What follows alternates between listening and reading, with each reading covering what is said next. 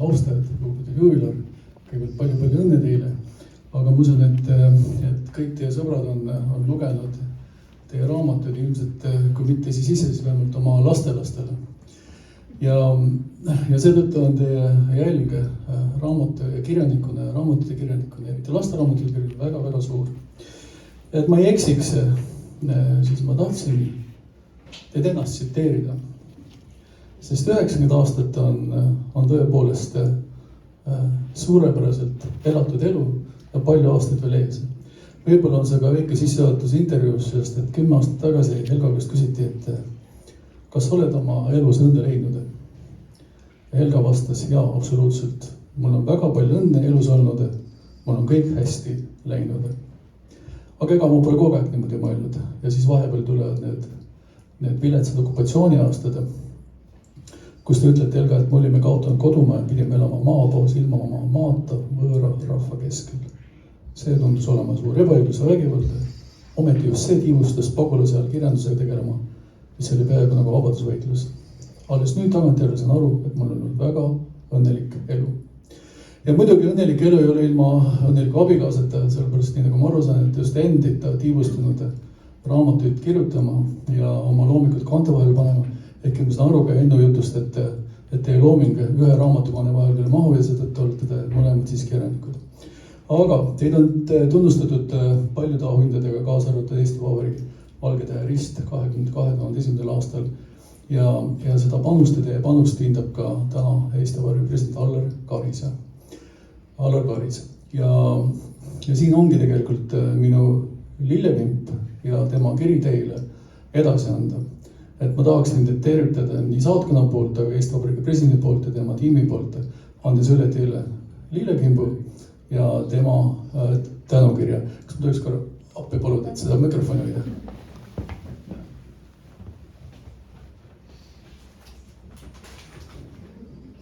Aitäh, siin ennekõike lillekimp. Kas ma tohin selle teie kätte anda või anname kellegi hoida? Ma jätan selle teadlikult paberi, sest et saate selle üldse koju viia, aga siin palun ärge heituge, siin on peale on Eesti Vabariigi suursaatkond Stockholmist, aga siin taga on Eesti Vabariigi presidendi kantseleia. Me lihtsalt jätsime selle avamata, et proua Helga saaks selle isiklikult avada. Veel kord palju õnne teile ja aitäh selle panuse eest Eesti kirjandusse ja ka kogu Eesti kogukonda siin Rootsis ja ka nüüd kodumaal Eestis. Aitäh teile!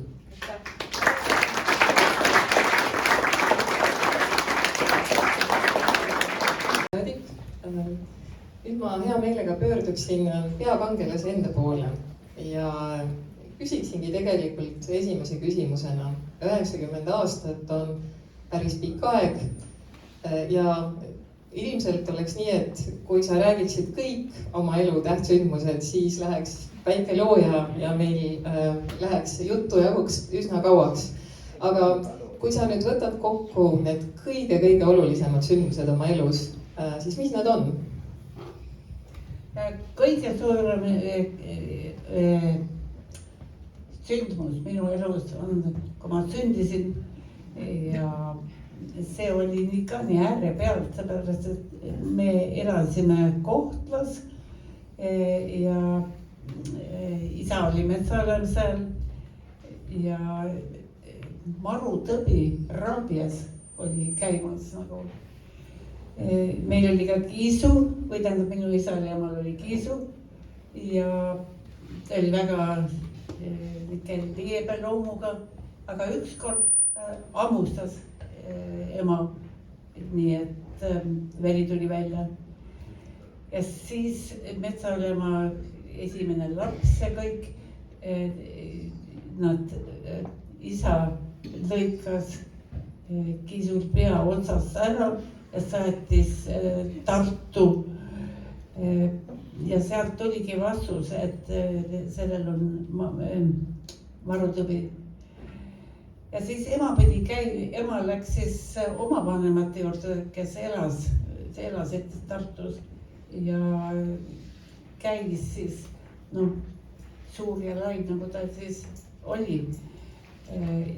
Üle 20 korra, ma ei mäleta, kas oli 21 või 28 korda ja sai pritsi, nii et ta pääses Raabiasest. ja sellega sain mina sündida ja see, ma leian, et on kõige alus.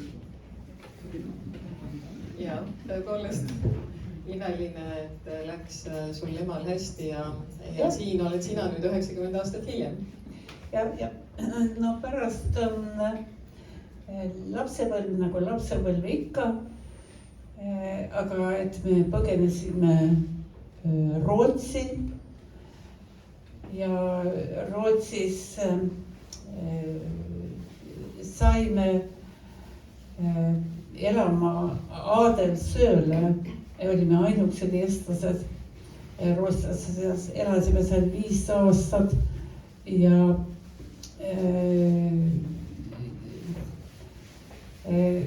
minule jäi nagu see mulje, et eestlased on ainukesed, keda üldse arvestada ja Eesti on kõige tähtsam riik ja see on jätkunud.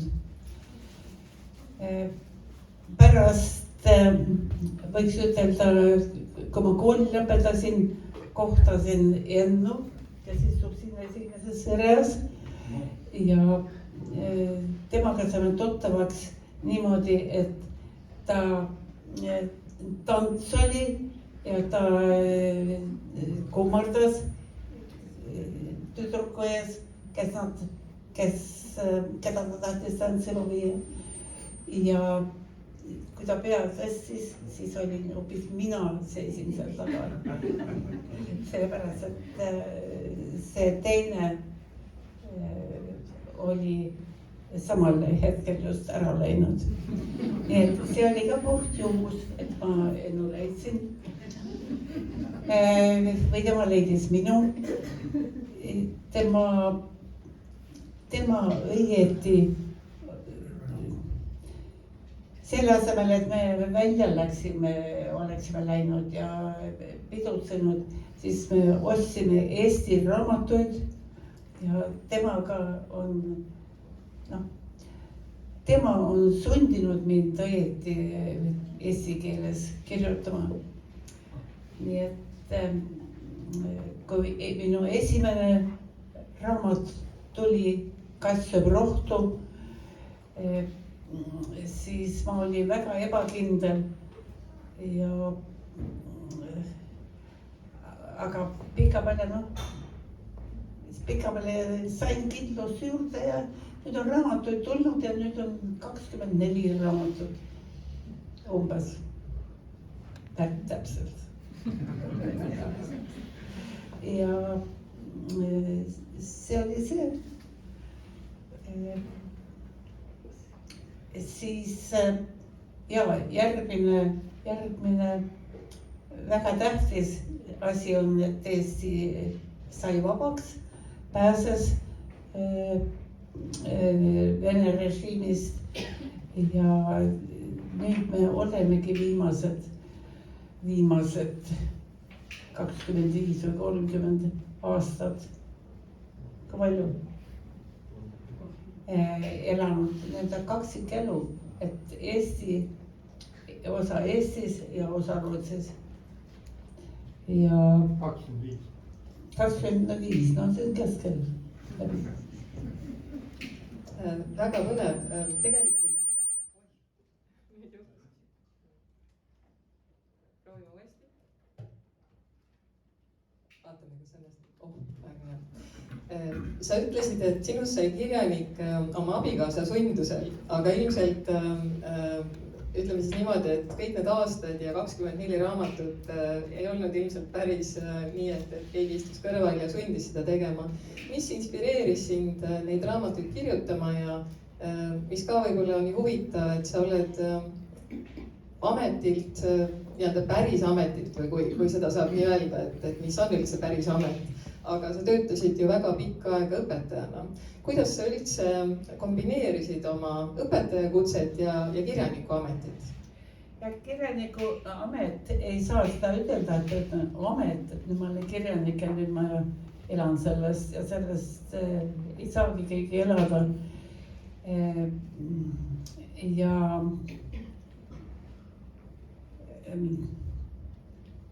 kes mind inspireeris, olid meie lapsed, kellest Laine elab seal, istub seal ja Heino seal. Ja lapsed panid kõige rohkem kirjutama õieti. Nüüd ma võiks ütelda, et ma ei ole seda õiget kirjaniku tüüpi, mitte rootsi kirjaniku, pärast et see on rohkem ja rohkem kujunenud politseiametnikuks umbes. Ja ma ei tea, 10 esimest aastat ma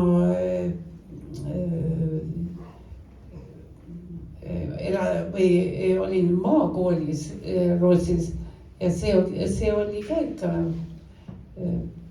see oli kuidagi talutav, aga siis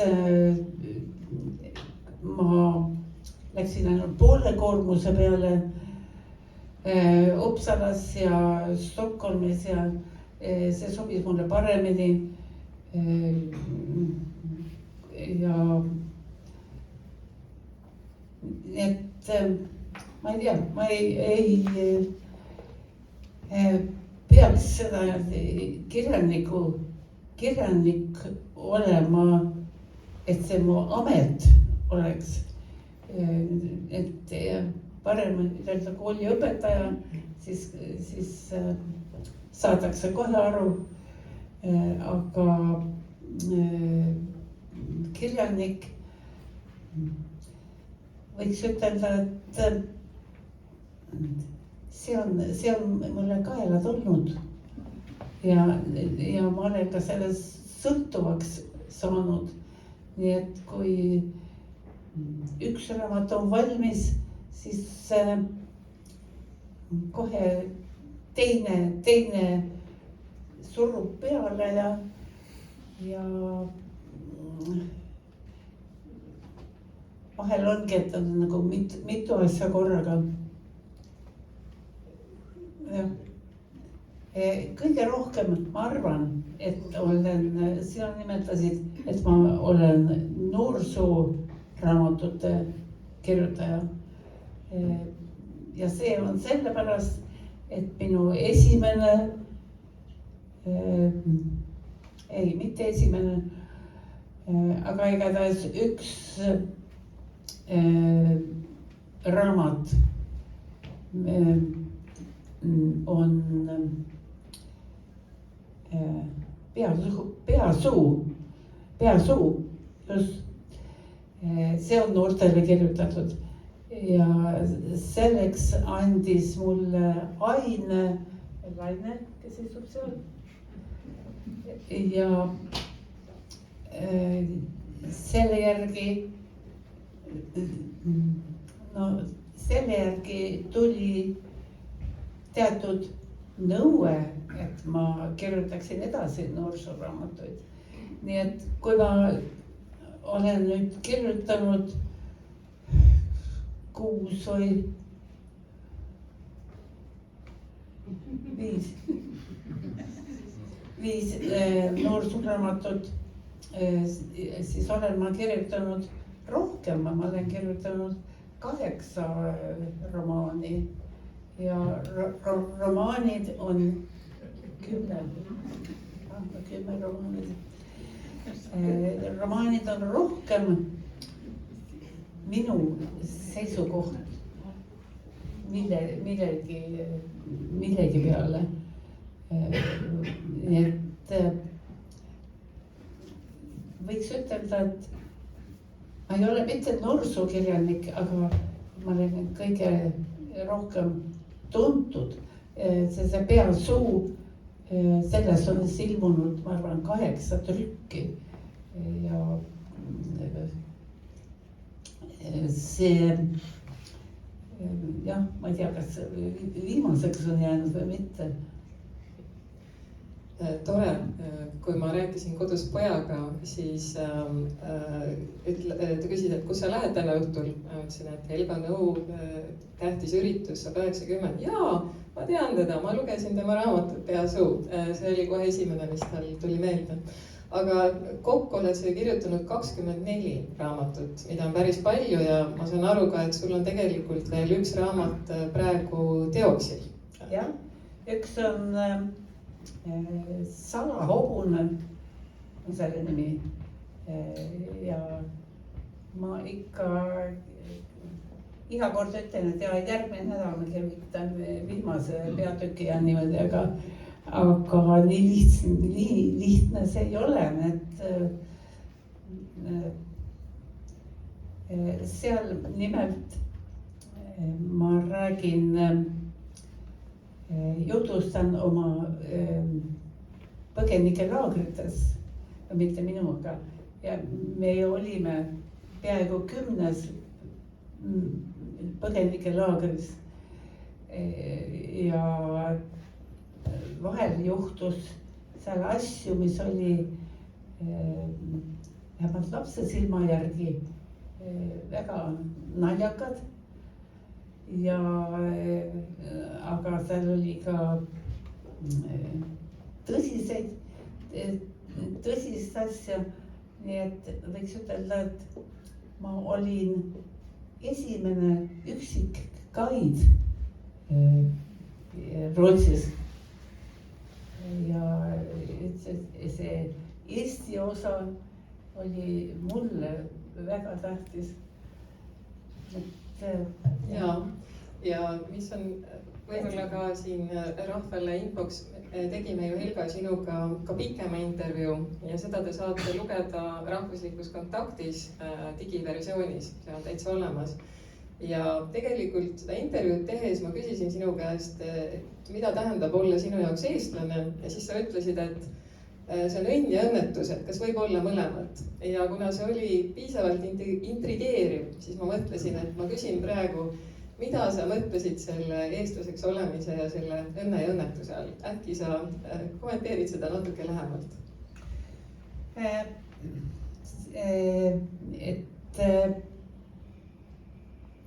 Kui olla kirjanik, siis on kahtlemata õnn või õnnelik vähemalt selles osas, mis nüüd Eestile osaks on saanud. Aga muidu on ju kirjutamine rohkem laua taga istumine või arvuti ees ja see ei sobi võib-olla üldisesse noorte ellu. Et sama korraga, kui ma olen mõtlenud, et ma olen nagu eestlane ja eesti keeles kirjutan, siis ma ei ole sama korraga Rootsi mängukaaslane nii-öelda. Selge. Ma arvan, et see on õnnelik, et olla eestlane. Ma arvan, et teie siin tunnete samamoodi. Et ikka õnn. Ja kui küsitakse minu käest nagu kuhu ma lähen või millega ma tegelen või mida ma mõtlen siis on väga palju sellega, mis on Eestiga seotud. Aga seda ei saa minu Rootsi kaaslased aru, leiavad, et jah, et see on huvitav, aga see ei puuduta neid, nendel on hoopis teised probleemid. Nii et selles on nii õnn kui õnnetus. Aitäh. Ma tegelikult võtsin siia välja ühe sinu raamatutest, mis on elutäis üllatusi ja sa oled ise öelnud, et see on üks sinu enda lemmikraamatutest, sellepärast et see ei ole ainult tekst, aga siin on ka sinu kunst siin on raamat ja me paneme, raamatud on siin ka väljas, kes juba läks mööda, panite tähele, aga neid on seal ka tagapool ruumis veel. Aga ma mõtlesin, et ma loen ühe luuletuse, mis siin on ja võib-olla sa tahad ka kommenteerida seda raamatut pärast, aga luuletus on selline. 7. taevasse ja põrgusse viib üks ja seesama tee. Vahe ainult suunas. Kui astud lifti, vaata, et vajutad õigele nupule. Ja see on umbes illustratsioon eelmisele küsimusele või eelmisele vastusele, et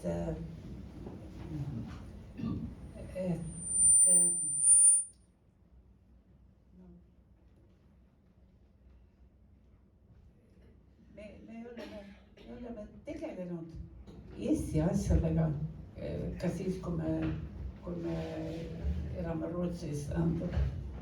Nii et ma ei oska teistmoodi öelda. Ja, aga Helga, kui sul oleks valida, sest tegelikult sa oled ju olnud ka väga viljakas kunstnik, et kui sa 2 ametit pidada ei saa, et kunstnik ja kirjanik olla, kumma sa siis valiksid? Ikka ma arvan, ma valiksin kirjanduse. Minu isa, ta läks Venemaale õppima, ta oli tsaari ajal ja aga ma arvan, et isa poolt on mulle antud see, ütleme, see kunstianne või üldse sellega tegeleda. Nii et üsna varsti peale, kui ma olin sündinud ja kas oskasin pintsit käes hoida, siis isa pani mulle, andis mulle pintsli ja näitas, mismoodi seda käsitada ja sellega maalitan, et ma olen kõik aastad õieti tegelenud maalimisega. Käinud ka kursustel, aga see on vaba aja tegevuseks kujunenud. Ma ei ole kunagi mõtelnud, et nüüd ma hakkan potte vormima või taldrikuid maalima või midagi muud. Ma tean, mis tuleb, mis inspiratsioon tuleb, aga kuna see isa poolt, isa maalis seda ka, ta oli metsategelane, teadur ja ta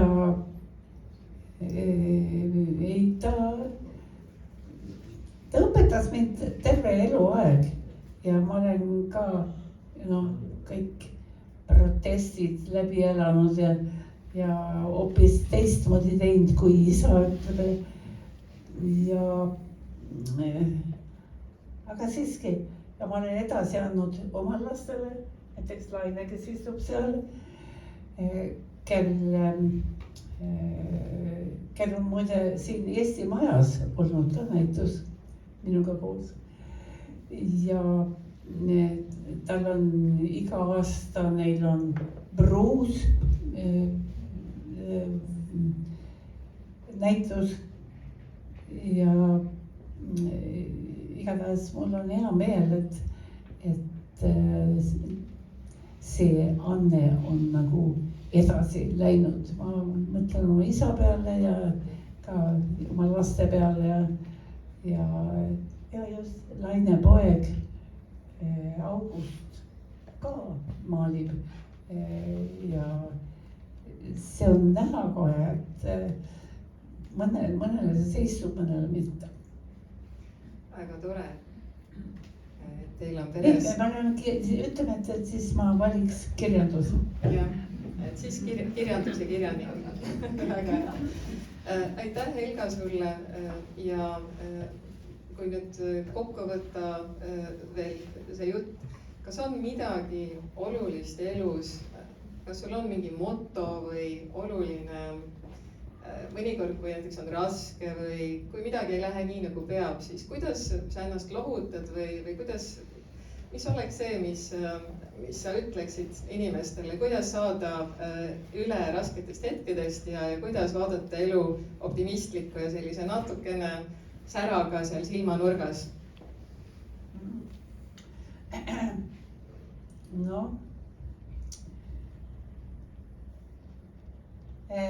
ma leian, et üks, kes on algaja, muuseas ma olen olnud maalimiskursuse juhatajaga tegelenud nii koolis kui mujal ja Eestis ka iga kord, kui me oleme Eestis, siis meil on vähemalt üks päev maalimise teema tulevad, tähendab, need on küll täiskasvanud inimesed, aga nad leiavad, et mina olen õpetaja ja siis me teeme midagi. Ja ma ei tea, ma ei ole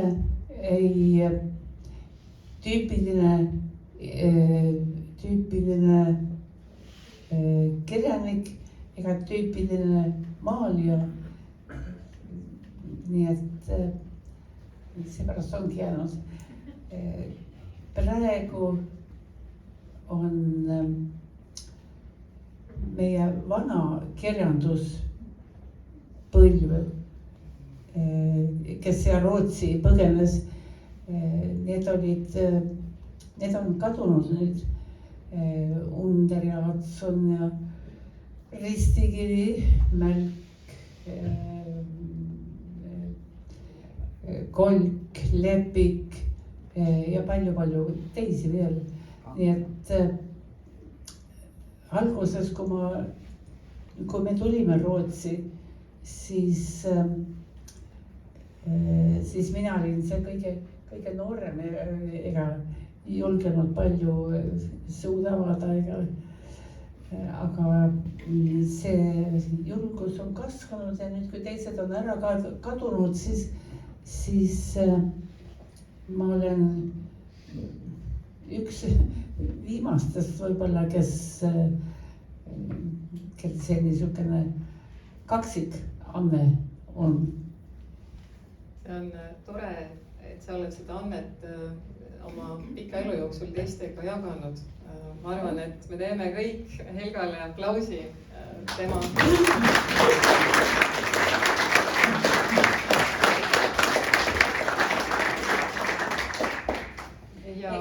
Ja, just. Ma ei tea, mulle anti siin lugeda 5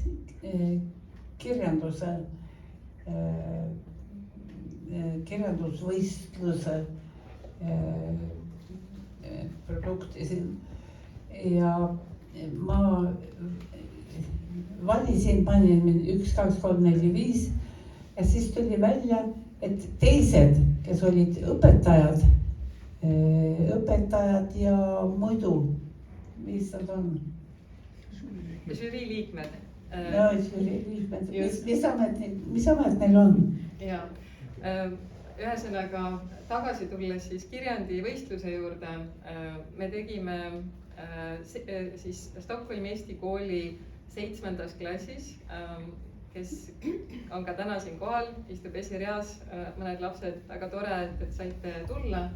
Ja need olid Helga kirjutatud noorsooraamatute põhjal ja žürii liikmed olid Helga ise, siis oli Stockholmi Eesti saatkonnast kultuuriatašee Illimar Lepikon-Vireen. Üks olin siis mina, kes esindab Eesti kultuurikoondist ja meie kirjandussektsiooni.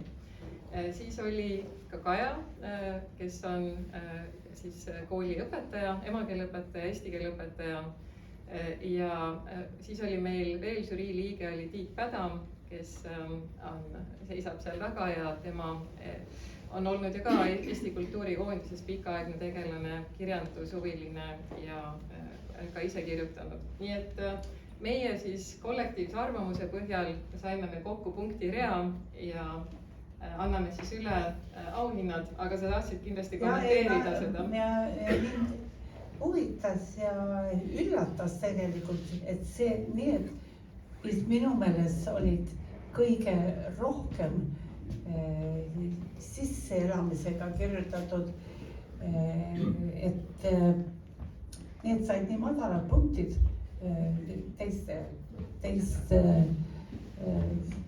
hinnangute järgi.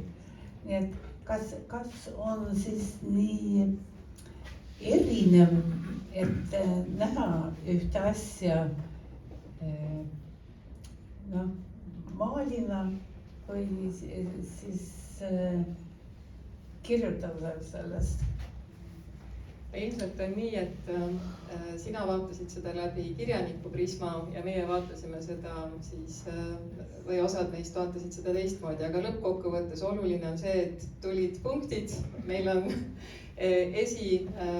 nii-öelda siis nagu edetabel olemas ja ma arvan, et teeme praegu nii, et anname siis kirjandivõistluse võitjatele kätte nende auhinnad ja ma olen aru saanud, et täna vist ei saanud kõik siin kohal olla, et teeme siis nii, et auhinnad võtab vastu, kui auhinna saajat ennast ei ole kohal, siis õpetaja Kaja praegu.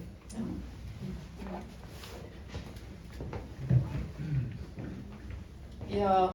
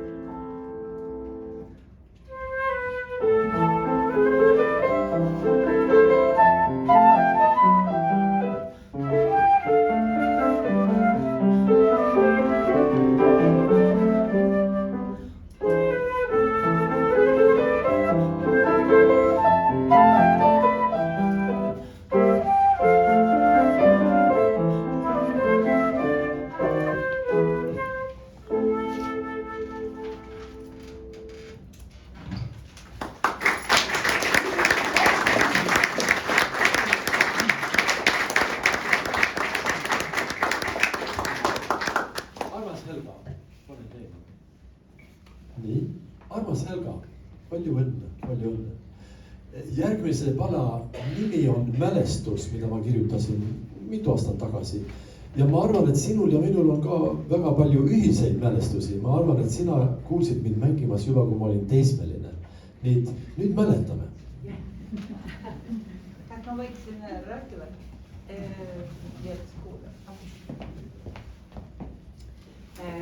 Ma liitasin, et mul on üks romaan, mis on peaaegu valmis, selline salahoogune.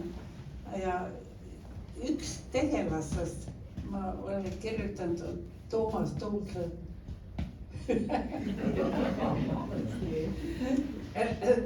Ja siis neid täna tuligi, kuna tuleb siia, tuligi nagu ette, et jah, me ju tunneme üksteist mitut pidi. Jah, kaua aega. Nii et ma olen kirjutanud ühes Eesti Vabariigi aastapäeva olemisest, kus just Toomas mängib oma